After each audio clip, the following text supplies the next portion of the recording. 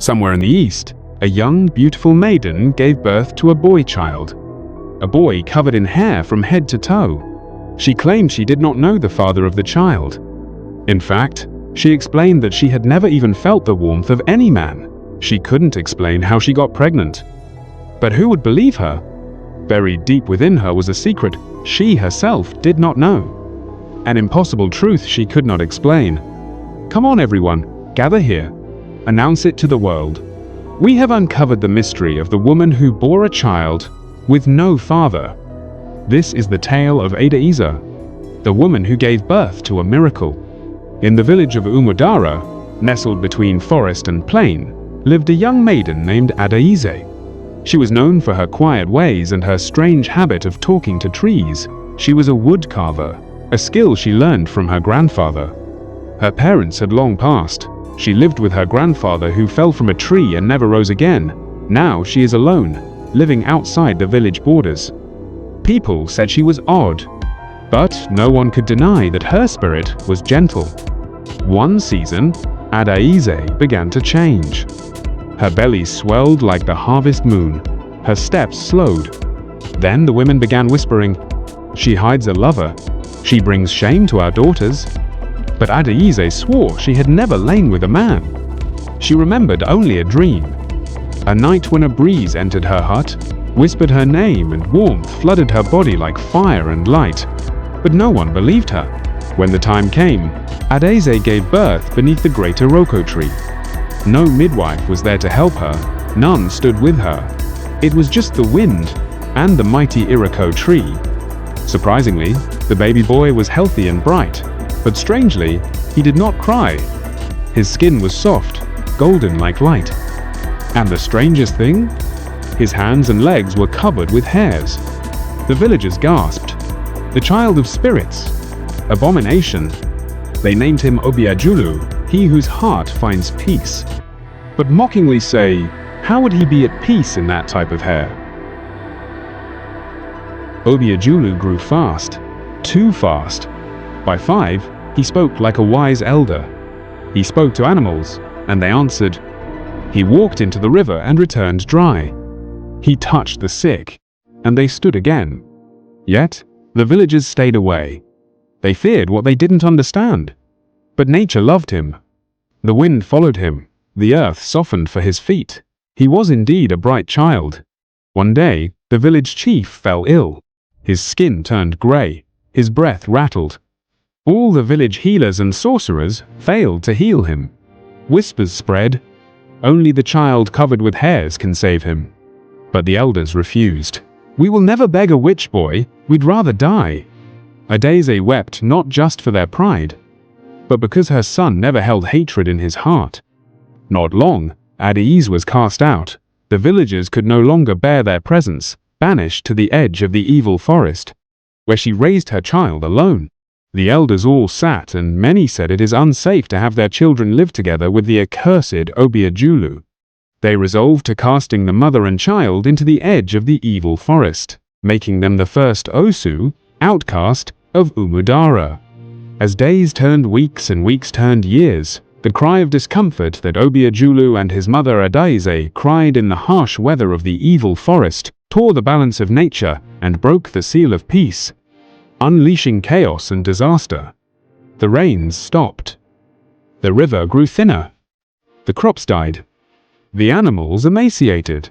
Children wailed from thirst. A 3-year drought choked Umudara. The gods were still, quiet, and cold. Sacrifices were made, drums beaten, offerings offered, but atonement and redemption was not even near. All effort was fruitless. Matters worsened. The fire came. A windstorm swept through the forest, set the fields ablaze. Homes burned, casualties everywhere. In panic, the villagers fled. The safest zone they found was the very forest edge where Adaeze and Obiajulu lived. And there stood the boy, now 12, tall and calm. He looked at the sky, then at the land. Tears escaped his eyes, pain in his heart. And he spoke. The elements unleashed their wrath because you rejected its own. Obiajulu looked at the children wailing, and the mothers looking for their young. Sadness filled his heart. Then he said he would ask the spirits for mercy. But he must go deep to the valley of Igodo, through the creek of Amaahia. His mother knew that the chances of his return were slim, but she didn't object. Obiajulu prepared himself and began his journey to the forbidden valley of Igodo. Lightning flashed above. The earth shook below.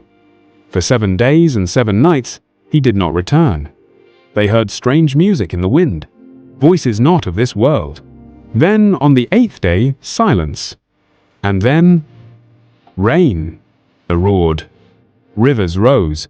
The wind rushed through the trees. The forest wept with joy. And down the hill came Obiajulu, eyes glowing softly, clothed in mist, walking like a god, but smiling like a boy. All the villagers knelt. Old men sobbed. The mothers kissed Adaeze's feet. Joy enveloped the village. But the chief did not make it out of Umudara. He was no more. There is a need for a new village chief. Obiajulu was offered the seat of a chief, but he said, "No, I did not come to rule, I came to serve. I came to remind you that the spirit walks where it will, and sometimes it chooses the rejected." Then he built a shrine by the river, not for worship, but for remembrance, and then vanished soon after. Some say he walks in the wind, others say he became the rain, but Adaeze lived on, smiling. Not because she was proud, but because she knew the truth. An Ike market day was set aside to celebrate Obiajulu. As the village celebrated, drums echoing into the dusk, Adaeze sat alone beneath the Iroko tree, staring at the horizon. Obiajulu had vanished into the mist, just as he had come. But then, a stranger arrived, tall, cloaked in bark and smoke, eyes glowing faintly, voice like wind through dry leaves. He approached the elders and asked, "Where is the woman who carried the child that should not be?" The elders stiffened. He then turned to Adaeze. "Do you remember the night you wept beneath the tree?" She nodded slowly. "You begged the spirits for help," the stranger said. "So we gave you one of our own, a guardian, a watcher, born not from flesh, but from your faith." Gasps swept through the crowd. Obiajulu was not merely a boy, he was a spirit in disguise, sent to test your hearts. A heavy silence fell. "Many failed," the spirit said, looking across the crowd. "But you, mother of courage, you passed." Adaeze collapsed to her knees, tears falling freely. "But know this," the spirit warned. "His work is not done. The child will return, but not as a boy, not as a savior. The next time you see him, he will come as judgment." Lightning flashes, wind howls. The stranger vanished into mist.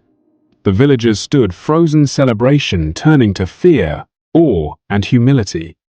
And from that day on, they no longer told the story as a tale of joy, but as a warning: be kind, be just. You never know when the spirit child may return to judge.